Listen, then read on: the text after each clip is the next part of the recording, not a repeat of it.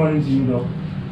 All right, thank you very much for having me. Good morning. So first of all, I just want you to just clear the air on the issue of you being a linguist and not a historian. What exactly about that?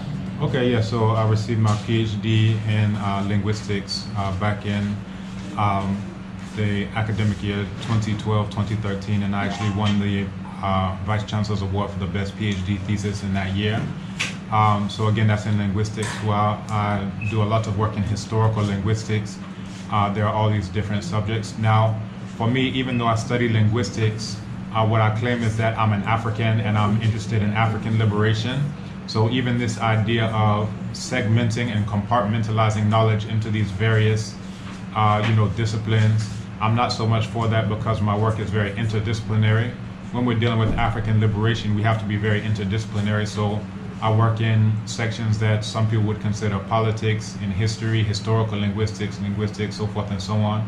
But for me as an African, I look at knowledge holistically, and I think to resolve our issues and problems as African people, it behooves us to look at these issues holistically and not in a fragmented manner.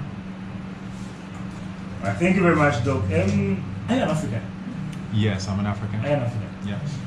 And are you sure you're an African? Yes. You represent Africa on any day. Yes, that's in correct. The food you eat, what you wear. In fact, what you wear is really a true reflection of that as a matter of fact. But I actually have an issue with your accent. If you're an African, why this accent? I really like the accent in English, but if you're an African, why this accent? Yeah. So my accent comes from my ancestors being enslaved 400 years ago. And once they were enslaved, this is where you had people who came from various parts of Africa. So you had Igbo people who were enslaved, you had Yoruba people who were enslaved, you had Akan people who were enslaved, you had Jollof people who were enslaved, you had Congo people who were enslaved. So because of all of those different influences, you come to the accent where it's actually representative of, you have aspects of Wolof. So if you look at how black people in the US speak, they use a lot of the schwa, which you find in Wolof pronunciation of various words. If you look at the overall pattern of speaking in terms of the stress on the penultimate syllable, that one actually you can find that in Bantu languages.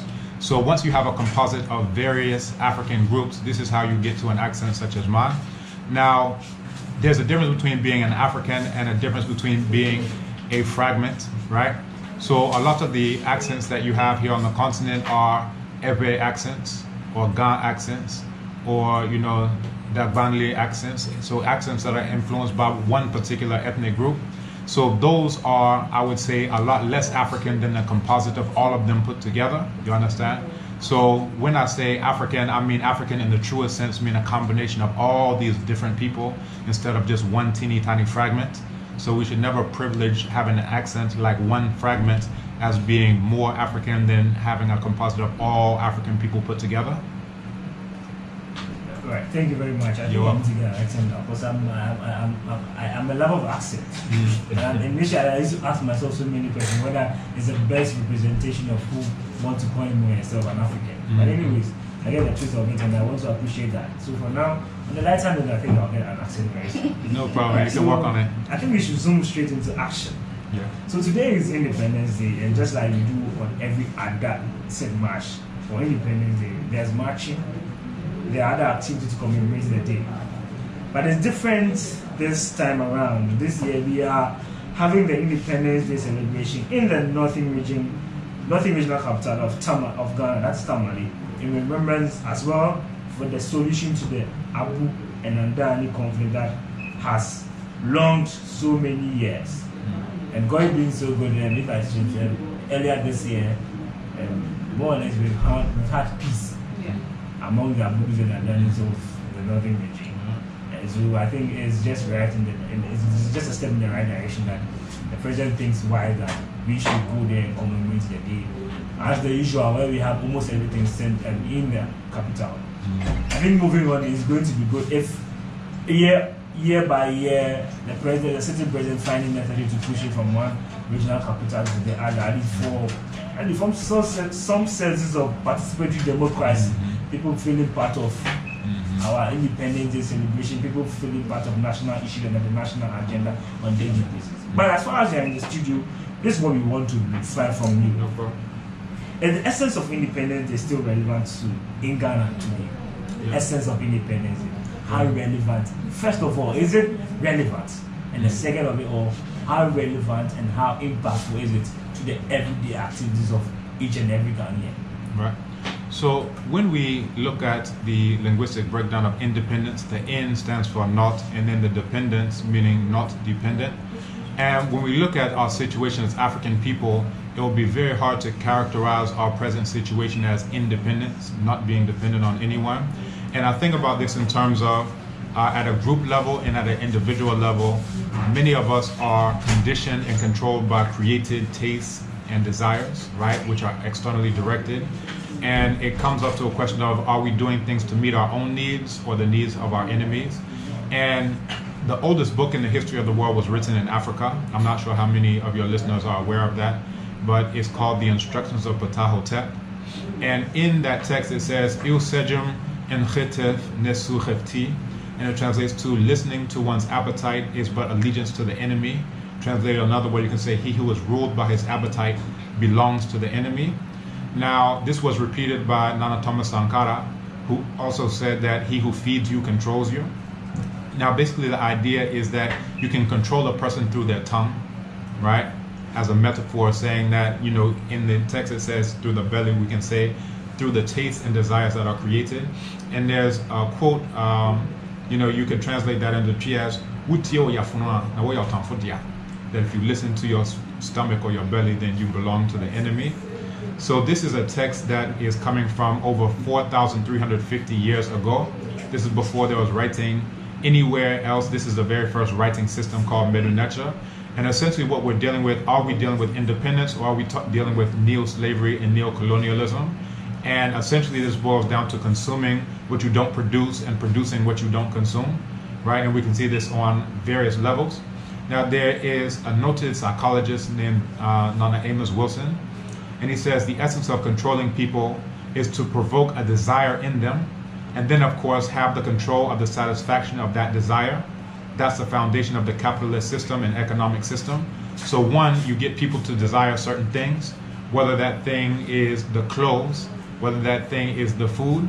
So even if I look around the studio, it's very difficult for me to find Africans who are wearing African clothes, right? So who has put a desire in us for the clothes of other people, and who ultimately benefits from that? Another quote from the same ancestor, he says, oppression rests on people going places and enjoying pleasures that destroy them, and who are excited by nonsense and bored by the stuff that they should be learning. In this world where things are backwards, those who are oppressed must be made to feel freest when they are most enslaved. So even, you know, as we're going into this, you have people who are thinking that they are independent when we have flag independence, when we have, you know, a national anthem. But even we ask, are we even dependent of the technology? Because as I'm speaking, I have my colleagues who are on their phone. I don't know what they're doing. But, you know, just the point of, are we actually interested in right and correct knowledge? Or are we interested in, you know, playing around, what's the newest video, what's this, what's that, you understand? And the quote from Nana Amos Wilson, he says, why does the black man say freedom is doing what I want to do? And why is it that everything that he so-called wants to do enriches the European, right? It's not happenstance. It's not just random that all the things that we say that we want to do as our own voluntary, you know, initiative just happens to be the things that enrich our oppressors and our enemies. So when we observe who benefits from our interests, tastes, and desires, we will see who implanted those interests, tastes, and desires in us for their ultimate benefit, right? So these are some of the things that we can think about in terms of the language, in terms of the food, the religion. So when I'm in Ghana, every time I look at the back of the trottoir, I see an imaginary white boy on a stick, and people are going to pray to this imaginary white boy every Sunday. Who convinced us to pray to this imaginary white boy? Those who are not praying to an imaginary white boy are praying to a rock in the desert somewhere in Mecca, you understand? So if it's not one or the other, we have to ask ourselves, how do either one of those things benefit African people? You understand? What does it do to us psychologically when we say the only son of the creator of everything looks like the exact same white boy who colonized us? You understand? Meanwhile, when you go to Western Eurasia, what they call Europe, you will see that they have between 400 and 500 images of Black Jesus and Black Mary in the Vatican, in Portugal and Spain, all over, you understand? So how come when they were coming to colonize and enslave us, they left all the black images there, and then they brought us these white ones that were commissioned under Alexander the Sixth. And the idea is that he used his illegitimate son, Cesare Borgia. When you read The Prince by Machiavelli, is based on Cesare Borgia. So that image didn't even come up until the late 1400s or 1490s to be precise, where you had these Renaissance artists who were commissioned to say, why are we worshiping images of black people? You know, let's change it and finally start worshiping images of white people. But we have to ask our question, when do we as African people get independent? So when I see all these black people, blacker than 1,000 midnights, who are worshiping the image of Cesare Borgia, who was a noted genocidal maniac, killer, incestuous, just about every single character flaw you can think of that was embodied in Cesare Borgia. But then this is the image that has been brought to us by our colonial enemies. So we can think about values, social relations, and our names. When I meet people on campus, I ask them, what's your name? If it's not Priscilla. Now, it took me a while to even know that Priscilla was the name that I knew as Priscilla. I was like, well, maybe it's a language I don't know. Maybe it's Ewe or something. And then I saw them spell. I said, oh, you don't even know how to pronounce this name that you're saying, but everyone mispronounces this name. They say Priscilla, Priscilla, Priscilla. I said, what is this? Now, we name our children here in Africa the names of dogs and of cats. You'll meet someone named Happy. You'll meet someone named Bright. It's like, how can you name your child this? You know, you should have a name that really speaks to who you are and points you on the road towards your destiny. But rather than doing that, it's like, let's just randomly open a dictionary. Okay, boom. Whatever I stick my finger on, that's going to be the name of my child. So these are some of the things that we have to think about in terms of independence, in terms of social relations, in terms of economics, in terms of culture. To what degree are we actually independent? And I would say that the economics that we think about are the concrete manifestation of social relations. And again, you see this in the work of Dr. Amos Wilson in his book, Blueprint for Black Power. Now, when we also think about culture, I think about African people as suffering from cultural AIDS, and I'll explain what I mean by that. When you say AIDS, this is an autoimmune deficiency syndrome, right? It means that the immune system is so broken down that anything can come in. And by way of analogy, I think this is our situation as African people, that we allow very permeable borders in terms of what is allowed to come in when it comes from a Eurasian. Anyone who's white, whether it's a Gandhi statue on campus, whether it's a Confucius Institute on campus, whatever comes in, as long as it's not African, it's allowed in. But meanwhile, we have very strong borders and boundaries, because the first thing that you speak to a person, if I greet them, Machi, they'll say, oh, that's not my language. They'll say it to me in English. They'll say, that's not my language. Oh, why are you wearing this? That's not my, clothing. That's not, you understand? I had a colleague from Zambia who was like, he was wearing a suit and tie, and he saw me dressed as I dressed every single day of my life since I was 19 years old. I said, every day of my life, I'll wear clothes made by African people. So even my briefs are African. I got African prints, and I said, look at all these tailors and seamstresses. So once you have clarity that we need to produce what we consume and consume what we produce, that's where we start to emphasize that in terms of the expression of that will. I think you have something you want to come in with? Sure. So basically, I think you've more or less enlightened us on exactly the essence of our question. That is it. But then on the other side, having experience, I went back in high school. I was in the cadets and reached the ranks of an officer. I can just really recollect the ordeals and the pain standing in the sun for a parade, normal parade, you get it? Where I'm waiting for dignitaries to come and sit down, come in there after sitting down, do all the pleasantries, talk to them, follow all the protocols and procedures, and then now you're off to march. You have people at the level of 19 years, 18 years, 17 years, 16 years, falling off parade, you get it? Lying down flat, and there are times where people even get some lifetime and health issues because of those incidents. That's aside. We go on year basis. We go to Independence Day parade, and people are falling down. We have children from all walks of life and all ages falling down. Is it necessary that we continue to have these children be in the sun? Should we have the children continually marching in the sun on Independence Day? And what is the relevance attached to that particular activity? Yeah, I think also what we see here is just imitating whatever we have Eurasians do. So we have a Eurasian created nation state, right? So essentially what you've gotten is a system that was set up by our colonial enemies. Some people say colonial masters. I never say that. I say colonial enemies because I like to be precise with the terminology I use.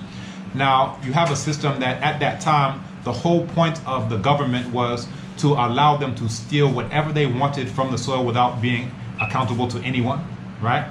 So what we've done is that we've taken out those white parts and then we put in black parts, and we expect the system to do something other than that.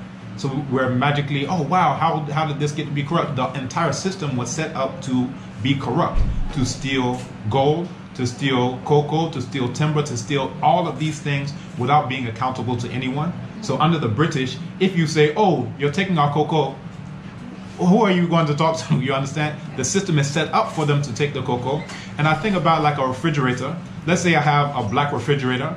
I'll take out one black part and I'll replace it with the exact same part, but it happens to be white, or vice versa. You understand? I have a white refrigerator. I'll take out one part and I'll put in a black part that does the exact same thing. It's going to do the same thing. So it's like saying that the gun is broken because it's shooting people. You may not want it to shoot you, but that's what the gun was manufactured to do. So as long as we have these neo-colonial nation states that were set up by our colonial enemies to destroy African people, you have a system that's set up to destroy Africa and African people, and we've maintained this. You see the white wigs on the judges, you see all these things. So when you're imitating your Eurasian enemies, this is where you get these parades. You understand? Where can you find in Africa that we're doing parades on asphalt under the hot sun and whatever? You understand? If you're doing anything, you're doing things as traditional festivals, you're doing it in alignment with nature, it's surrounded by trees, you're in the ancestral grove, all of these things. So we preserve these aspects of nature because we know how important it is. Now, in the places where you're doing these parades, you've chopped down all the trees, you have asphalt, and you have these stands and stadiums. Who are you imitating? Who created a taste and a desire for doing these things? You understand? So this is what we're talking about when we say flag independence, national anthem, a coat of arms. Where are we getting these things from? You understand? If we actually knew our history, then we would understand that the very first nation state in the history of the world was called Kemet, and they didn't have the flags, they had the standards, right? So the standards is the exact same thing you see on Ochiampoma to this day. So on the Narmer palette, this is considered one of the oldest historical documents in the world. You see all of them holding staffs, and on the top you see the birds there, just like how you would see Akroma for the Oyoko, Achiampoma, all of these things. So this is what's ours, but we've been convinced to throw what's ours to the side and then take up our colonial enemies' things, and we're seeing the effects of it. Thank you very much, Doc. We are very grateful for having you in there. Thank you very much, Doctor. We are very grateful for having you in the studio. Okay. It was an enlightening time where you've taught us a lot about independence and the relevance of independence. Okay. And I'm just going to give you some short minutes to wrap up what you've listened so far. All right. And so just the core of what I've been dealing with is we should be thinking about who originates a given thought, word, or behavior in any aspect of our lives. With that, we can also think about who benefits from a thought, word, or behavior. And then we have to think about what's the ultimate objective of African people, what are the consequences of any thought, word, or behavior that we engage in. Is it for African liberation, or is it for European oppression, or I'll say Eurasian oppression? And I want to close with what I would say is a very short case study in terms of are we independent or are we not independent. So there's a quote from Nana Malcolm X where he says, "Of all our studies, history is best qualified to reward our research. When you see you've got problems, all you have to do is examine the historic method used all over the world by others who have problems similar to yours. And once you see how they get theirs straight, then you know how you can get yours straight." And I can think about this in terms of the United Snakes of America. Now, in the United Snakes, by 1816, it was the most, it had a 35% tax on imported manufacturers. This is called protectionism, which rose to 50% by 1832. Between 1864 and 1913, it was the most heavily protected nation on earth and the fastest growing. It wasn't until after the Second War, when it had already become top dog, that it dropped most of its tariffs. The same strategy was followed by Japan, South Korea, Taiwan, and almost every other country that is rich today. Africans, on the other hand, allow anything to come in. And when you look at protectionism, you can also see it in the EU that denies $700 billion in export income a year to African countries. That's 14 times more than these countries receive in foreign aid. So we have to ask the question, are these countries that practice protectionism, like the US and the EU as a region, are they interested in what's best, or are they interested in what, helps them? Now, I want to use as this case study, let's look at the cars that presidents drive, right? If you look at China, they have limousines that's produced by the Hongqi brand, which is a Chinese brand. If you look at France, they have Citroën and Peugeot and Renault, which are French-made cars. This tells you that they are independent. What their leader drives, it tells you that they're independent because they're not interested in what's best. They're interested in what's theirs. If you look at German presidents, that they use the Mercedes-Benz S-Class or chancellors. If you look at the Empress of Japan and the Emperor of Japan, they have a Toyota Century Royal because that's made in Japan. If you look at the UK, the Queen Elizabeth II has Bentley State limousines. If you look at the President of the United States, they drive Cadillac. If you look at South Korea, they drive a Hyundai. If you look at the Italian president, they use a Lancia. Now, what does our president use? Does he use Kantanka? You understand? That's what intelligent people do. They don't care, is this the best thing in the world? They care, does my child have the opportunity to be the head of this assembly plant? Does my grandchild have the opportunity to work there? This is what we would do if we actually had independence. But when we don't have independence, we are dependent on the enemies of African people, then we do this. When I was in the US, you find that all the state and government cars are all US brands. They use Ford, they use Chevrolet for the police vehicles, for whatever, for ambulance, everything is made in the US. If you go to Germany, everything is going to be a Hyundai, whether it's a bus, whether it is a taxi, whatever, they're using their own brands. And you find this all throughout the world among independent people. But for us, we're importing the Toyotas, the Land Cruisers, the Lexus, whatever, you understand? Yeah. This tells us, just as a short case study, that we're not yet independent. So I'll close with a quote by Amilcar Cabral where he says, "The best way to fight an alien culture is to live your own." In the words of our ancestors, they say, that to serve yourself is not enslavement. And we have to start thinking about discipline and innovation are necessary. We should chart every thought, every word, and every action, and every area of activity to think about who originates that, who benefits from it, and to what end and what consequences. So in conclusion, I think we have to stop financing our own oppression, stop financing our enemies, and then start financing ourselves. If we look at the schnapps that we, say is traditional, it can't be traditional because what were we doing before the Dutch even came to our shores? So in our clothing and everything, we have to start thinking about if we actually want to be independent and we're not independent yet, then we have to support our own and stop supporting our enemies to consume what we produce and produce what we consume, because as the oldest book in the history of the world says, which was written in Africa, that he who listens to his belly belongs to the enemy. So thank you very much, Madam Wasia. Thank you very much, Dr. Obadele Kambon. Dr. Obadele happens to be a linguist, if I'm right. I'm an African. African. If you're right. And you are a fellow at the Institute of African Studies. I'm a senior research fellow at the Institute of African Studies. Thank you very much for coming. We are very grateful. And panelists, I think I have some few issues to discuss with you as far as the engagement is concerned. And Vanessa, on the issue of the relevance of Independence Day, is there any particular relevance of Independence Day? As the doctor rightly said, I think we are actually imitating what our colonial oppressors actually introduced us to. And I agree with him, because most of the time when I see certain things like this, I channel to my Facebook page. I remember when